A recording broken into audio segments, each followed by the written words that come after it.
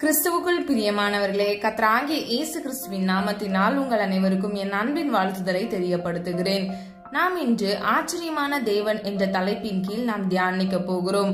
பிரியமானவர்களே, நம்முடைய தேவன் ஆச்சரியமான தேவன், அவர் அற்புதத்தின் தேவன். பிரியமானவர்களே, வேதத்திலிருந்து கர்த்தர் ஆச்சரியமானவர் என்ற தலைப்பின் கீழ் 5 காரியங்கள் வேத வசனங்கள் மூலியமாக ஆச்சரியமான கர்த்தரை குறித்து நம்ம தியானிக்க போகிறோம். முதலாவது, கிரியைகளில் ஆச்சரியமானவர். ஆதார வசனம் 118வது சங்கீதம் 23வது வசனம். அது கர்த்தராலே ஆயிற்று, அது நம்முடைய கண்களுக்கு ஆச்சரியமா இருக்கிறது. ஹல்லேலூயா. பிரியமானவர்களே, கர்த்தர் நம்முடைய வாழ்க்கையில செய்கிற ஒவ்வொரு அற்புதங்களும், நம் காத்து கொண்டிருக்கிற ஒவ்வொரு விண்ணப்பங்களுக்கும் அவர் செய்ய போகிற ஃபியூச்சர்ல நடக்க போகிற அற்புதமான கிரியைகள் எல்லாமே நம்முடைய கண்களுக்கு ஆச்சரியமாக இருக்கும். ஹல்லேலூயா. இன்னைக்கு நீங்க யாரெல்லாம் கர்த்தருடைய அற்புதத்துக்காக காத்திருக்கிறீங்க? நிச்சயமாய் பிரியமானவர்களே, கர்த்தர் உங்களுடைய வாழ்க்கையில கிரியை செய்யும் பொழுது அது உங்களுடைய கண்களுக்கு ஆச்சரியமாக இருக்கும். இரண்டாவதாக, ஞானத்தில் ஆச்சரியமானவர். ஆதார வசனம் 139வது சங்கீதம் 6வது வசனம். இந்த அறிவு எனக்கு மிகுந்த ஆச்சரியமும் எனக்கு எட்டாத உயரமுமாய் இருக்கிறது. ஹல்லேலூயா. நாம் ஆராதிக்கிற தேவன் சர்வ சிருஷ்டிகர், அவர் சர்வ வியாபி, அவர் சகலத்தையும் அறிந்திருக்கிறவர். அவருடைய மிகுதியான ஞானம் நம்முடைய கண்களுக்கு ஆச்சரியமாக இருக்கிறது. பிரியமானவர்களே, இதை தாவீது சொல்கிறத நம்ம பார்க்கிறோம். தாவீது ஒரு மனிதனாக இருந்தார். அவருடைய எண்ணங்களுக்கும் கர்த்தருடைய எண்ணங்களுக்கும் எட்டாத உயரமாக இருந்தது. அந்த ஞானம் அவ்வளவு பெரியதாக இருந்தது. ஹல்லேலூயா. பிரியமானவர்களே, நாம் ஆராதிக்கிற தேவன் உண்மை உள்ள தேவன். நம்ம என்ன செய்யணும், எப்படி நடக்கணும் என்று கர்த்தருடைய சமூகத்துல கேட்டு அவருடைய நடக்கையின்படி, அவருடைய ஆலோசனையின்படி நாம் நடக்கும் பொழுது நாம் நம்முடைய வாழ்க்கையில வெற்றியை சுதந்திரித்துக் கொள்ள முடியும். மூன்றாவதாக, ஆலோசனைகளில் ஆச்சரியமானவர். ஆதார வசனம் ஏசாயா 28வது அதிகாரம் 29வது வசனம். இதுவும் சேனைகளின் கர்த்தராலே உண்டாகிறது, அவர் ஆலோசனையில் ஆச்சரியமானவர், செயலில் மகத்துவமானவர். ஹல்லேலூயா. பிரியமானவர்களே, நம்முடைய தேவன் ஆலோசனையில் ஆச்சரியமானவர். ஒரு பாதையே இல்லாத இடத்துல நமக்கு திசை தெரியாமல் நம்ம குழம்பி போய் இருக்கும் பொழுது கர்த்தர் நம்மை வெளிச்சத்துக்கு நேராக, நல்வழிக்கு நேராக நமக்கு ஆலோசனையின் மூலமாக நம்மளை வழி நடத்துவார். ஹல்லேலூயா. அது மாத்திரமல்ல, கடைசியாக பாருங்க, அவருடைய செயலில் அவர் மகத்துவமானவராக இருக்கிறார், அவர் வல்லமையுடையவராக இருக்கிறார். நான்காவதாக, போதகங்களில் ஆச்சரியமானவர். ஆதார வசனம் மத்தேயு 7வது அதிகாரம் 29வது வசனம். ஜனங்கள் அவருடைய போதகத்தை குறித்து ஆச்சரியப்பட்டார்கள். அது மாத்திரமல்ல, மார்க் 1வது அதிகாரம் 22வது வசனத்தின்படி, அவர் வேத பாதகரை போல போதியாமல் அதிகாரமுடையவராய் அவர்களுக்கு போதித்தபடியினால் அவருடைய போதகத்தை குறித்து ஜனங்கள் ஆச்சரியப்பட்டார்கள். ஹல்லேலூயா. பிரியமானவர்களே, இந்த 2 வெவ்வேறு வசனங்கள்லயும் கர்த்தருடைய போதகத்தை பார்த்து ஜனங்களும் ஆச்சரியப்பட்டார்கள். அவர் மிகுந்த அதிகாரம் உள்ளவராக போதித்தார். ஹல்லேலூயா. பிரியமானவர்களே, மத்தேயு, மார்க், லூக்கா, யோவான் என்கிற சுவிசேஷ புஸ்தகத்தில் கர்த்தருடைய அநேக போதகங்களை குறித்து நம்ம பார்க்கிறோம். அநேக உவமைகள் மூலமாக நமக்கு காரியங்களை, ராஜ்யத்துக்கு ஏதுவான சகல உன்னத காரியங்களை நமக்கு வெளிப்படுத்தியிருக்கிறார். ஹல்லேலூயா. கடைசியாக, வார்த்தையில் ஆச்சரியமானவர். ஆதார வசனம் மார்க் 10வது அதிகாரம் 24வது வசனம். இந்த வசனத்தில் நம்ம முதல் பகுதியை பார்த்தோம் என்றால், சீஷர்கள் அவருடைய வார்த்தைகளை குறித்து ஆச்சரியப்பட்டார்கள். இரண்டாவது பகுதியில் கர்த்தர் அவர்களுக்கு ஐஸ்வர்யத்தில் நம்பிக்கையா இருக்கிறவர்கள் தேவனுடைய ராஜ்யத்தில் பிரவேசிப்பதில்லை என்பதை குறித்து போதிக்கிறதை நாம் இதன் மூலமாக, அவருடைய வார்த்தையின் மூலமாக நம்ம அறிந்து கொள்கிறோம். பிரியமானவர்களே, இந்த 5 காரியங்கள் வழியாக கர்த்தர் ஆச்சரியமானவர் என்பதை நாம் அறிந்து இருக்கிறோம். ஒரு விசை கூட நான் அதை சொல்ல விரும்புகிறேன். முதலாவது, கர்த்தருடைய கிரியைகள் ஆச்சரியமாக இருக்கிறது. இரண்டாவது, அவருடைய ஞானம் ஆச்சரியமாக இருக்கிறது. மூன்றாவது, அவருடைய ஆலோசனை ஆச்சரியமாக இருக்கிறது. நாலாவது, அவருடைய போதகங்கள் ஆச்சரியமாக இருக்கிறது. ஐந்தாவது, அவருடைய வார்த்தை ஆச்சரியமாக இருக்கிறது. ஹல்லேலூயா. பிரியமானவர்களே, நாம் ஆராதிக்கிற தேவன் அதிசயத்தின் தேவன், அவர் அற்புதமான தேவன். பிரியமானவர்களே, டாக்டர்ஸோட ரிப்போர்ட்ஸ், மனிதர்களோட கண்டுபிடிப்பு எல்லாமே கர்த்தருடைய ஆச்சரியமான, கர்த்தருடைய ஞானத்துக்கு முன்பாக, அவருடைய கிரியைகளுக்கு முன்பாக ஒன்றுமில்லாமல் போய்விடும். ஹல்லேலூயா. அது மாத்திரமல்ல, ஒன்றும் இல்லாத இடத்தில் அவர் உருவாக்குகிற தேவன். ஹல்லேலூயா.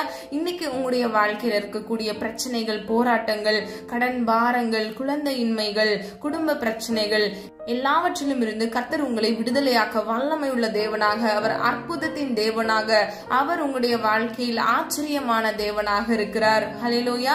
நீ விசுவாசித்தால் தேவனுடைய மகிமையை காண்பாய் என்று வேதம் சொல்லுகிறது. பிரியமானவர்களே, கர்த்தருடைய கிரியைகள் மேல், அவருடைய ஞானத்தின் மேல், அவருடைய ஆலோசனை மேல் நீங்கள் கவனமுடையவர்களாய், நீங்கள் அவர் மேல் விசுவாசம் உள்ளவர்களாய் நீங்கள் இருக்கும் பொழுது கர்த்தர் நிச்சயமாக உங்களுடைய வாழ்க்கையில அற்புதத்தை கட்டளையிடுவார். நீங்கள் பிறருக்கு சாட்சியாக இருப்பீர்கள். இரண்டாவதாக, அவருடைய அழைத்தல் ஆச்சரியமானது. பிரியமானவர்களே, உலக நடைமுறையில் பலமுள்ளவர்களை, தகுதி வாய்ந்தவர்களையே பணிகளுக்கு அழைக்கிறார்கள். தேவனுடைய அழைப்போ வித்தியாசமானது. அவர் யாரை அழைக்கிறார் தெரியுமா? முதலாவது, அவர் பலவீனமானவர்களை தெரிந்து கொள்கிறார். ஆதார வசனம் 1 கொரிந்தியர் 1வது அதிகாரம் 27வது வசனம் 28வது வசனம். ஞானிகளை வெட்கப்படுத்தும்படி தேவன் உலகத்தில் பைத்தியமானவைகளை தெரிந்து கொண்டார். பலமுள்ளவைகளை வெட்கப்படுத்தும்படி தேவன் உலகத்தில் பலவீனமானவைகளை தெரிந்து கொண்டார். 28வது வசனம், உள்ளவைகளை அவமாக்கும்படி உலகத்தின் இழிவானவைகளையும் அற்பமாய் எண்ணப்பட்டவைகளையும் இல்லாதவைகளையும் தேவன் தெரிந்து கொண்டார். ஹல்லேலூயா. பிரியமானவர்களே, இந்த 2 வசனத்தின் மூலமாக ஞானிகளை வெட்கப்படுத்துவதற்கு பலவீனமானவர்களை கர்த்தர் தெரிந்து கொள்கிறார். ஹல்லேலூயா.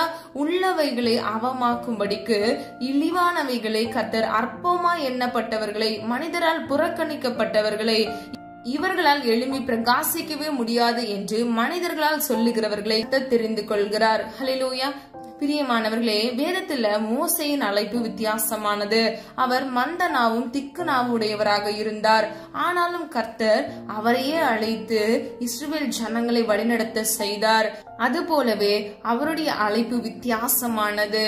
பிரியமானவர்களே, ஒருவேளை அவர் ஞானியை அழைத்து ஊழியத்தை கொடுத்தால், சில காரியங்களை அவர் மூலமாக நடப்பித்தால், அவர்கள் தங்களுடைய மேன்மைகளை சொல்லி பெருமை பாராட்டுவார்கள்.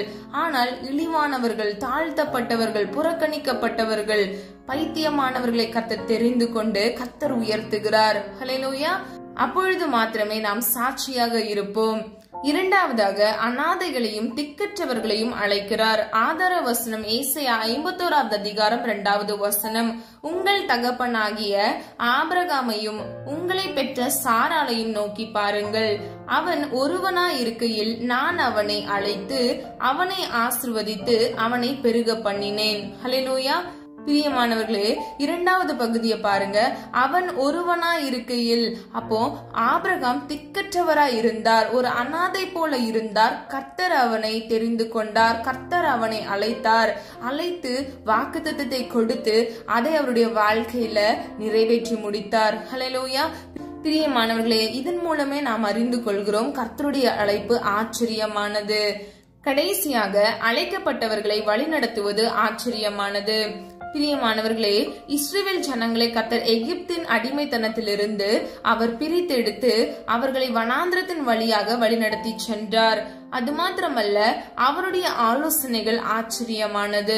வேதத்திலிருந்து 3 காரியங்கள் வழியாக அவர் எப்படியெல்லாம் நம்மை ஆச்சரியமாக ஆலோசனை கொடுத்து நம்மை வழிநடத்துகிறார் என்பதை நாம் அறிந்து கொள்ள போகிறோம். முதலாவது, தம் கோலினால் வழிநடத்துகிறார். இரண்டாவது, வழியை மெல்லிய குரலின் மூலம் காண்பித்து நடத்துகிறார். ஹல்லேலூயா. மூன்றாவது, ஆவியின் வழியாக ஆலோசனை தருகிறார். பிரியமானவர்களே, மூன்றாவது சொல்லப்படுகிறது, நமக்குள் இருக்கிற பரிசுத்த ஆவியானவர் மூலமாக நமக்கு ஆலோசனை சொல்லுகிறார். எக்ஸாம்பிளுக்கு, சில காரியம் நம்ம செய்ய போகும்போது இது தப்பு, இது சரி என்று நமக்குள்ள ஒரு சத்தம் கேட்கும் இல்லையா? நமக்குள்ள ஒரு உணர்வு மூலமாக ஒரு காரியம் வெளிப்படும். அதுதான் ஆவியின் வழியாக கர்த்தர் நமக்கு ஆலோசனை சொல்லுகிறார். இரண்டாவது, வழியை மெல்லிய குரலின் மூலம் காண்பித்து நடத்துவார்.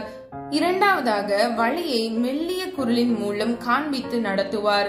பிரியமானவர்களே, கர்த்தருடைய சத்தத்தின் மூலமாக, அவருடைய வார்த்தையின் மூலமாக அவர் மனிதரோடு பேசி அவர்களை வழிநடத்துவார்.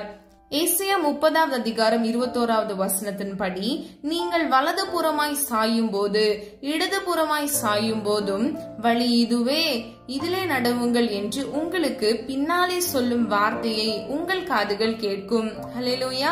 பிரியமானவர்களே, கர்த்தர் மனிதர்களை வழிநடத்துகிறார். வலது இடதுபுறம் போகும் பொழுது இதுவே வழி என்று கர்த்தருடைய வார்த்தை மூலமாக அவர் ஆலோசனை கொடுத்து மனிதர்களை வழிநடத்துகிறார். ஹல்லேலூயா. இரண்டாவதாக, தேவைகளை சந்தித்து நடத்துகிறார். முதலாவது, இஸ்ரவேல் ஜனங்களை நம்ம எக்ஸாம்பிளுக்கு எடுத்துக்கிட்டோம் அப்படின்னா, அவர்கள் அந்த வனாந்திரத்துல எத்தனையோ மாதங்கள் கடந்து வந்தாங்க இல்லையா? கர்த்தருடைய உணவு தேவைகள், தண்ணீர்கள், வஸ்திரங்கள் எல்லாவற்றையும் கர்த்தர் சந்தித்தார்.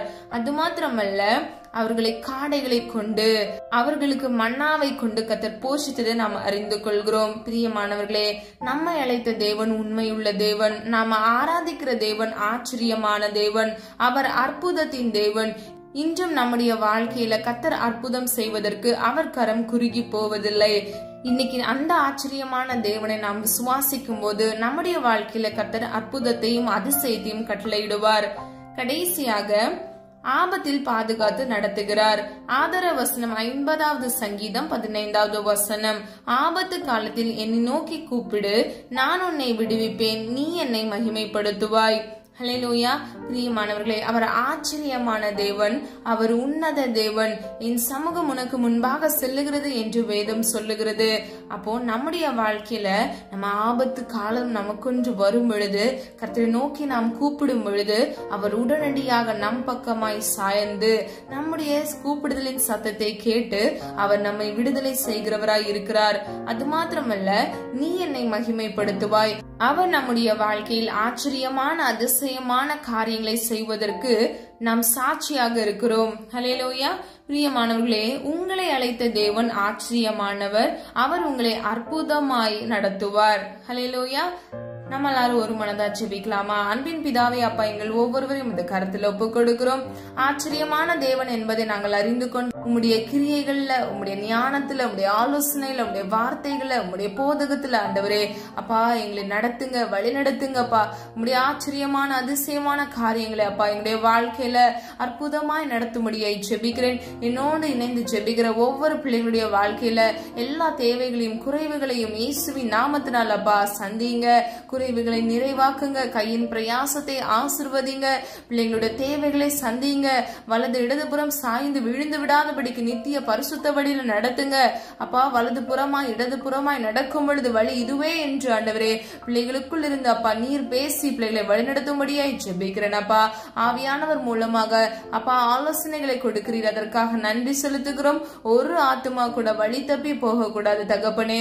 உடைய சித்தமுடைய பிள்ளைகளுடைய வாழ்க்கையில பரிபூர்ணமாய் நிறைவேறுவதாக. உடைய நாம மாத்திரம் மகிமைப்படுவதாக. நீர் ஆச்சரியமான தேவன் ஆண்டவரே. அப்பா, நீர் சொல்லாகும், நீர் கட்டளையிட நிற்கும் ஆண்டவரே. ஒவ்வொரு பிள்ளைகளுடைய வாழ்க்கையில அற்புதத்தை காண கிருபை செய்யுங்க. இன்றைய அவருடைய வாழ்க்கையில் அதை பெற்றுக்கொள்ள இயேசுவின் நாமத்தினால் கிருபை செய்வீராக. அப்பா, விசுவாசத்திலே தரித்திருந்து வாக்குத்தத்தம் பண்ணின ஜீவ கிரீடத்தை அப்பா இந்த விசுவாச ஓட்டத்தை ஓடி முடித்து நாங்கள் ஒவ்வொருவரும் பெற்றுக்கொள்ள எங்களுக்கு கிருபை செய்யுங்க. ஜெபித்த ஒவ்வொரு ஜெபங்களுக்கும் அப்பா நீர் ஆச்சரியமாய் அதிசயமாய் நீர் பதில் கொடுக்க போகிறீர். அதற்காக நன்றி செலுத்துகிறோம். உம்முடைய நாமம் மாத்திரம் மகிமைப்படுவதாக. இயேசுவின் மூலம் ஜெபிக்கிறோம் பிதாவே, ஆமீன். பிரியமானவர்களே, இந்த வீடியோ உங்களுக்கு பிடிச்சிருந்துச்சுன்னா லைக் பண்ணுங்க, சப்ஸ்கிரைப் பண்ணுங்க மற்றும் பெல் ஐகான் கிளிக் பண்ணுங்க. God bless you.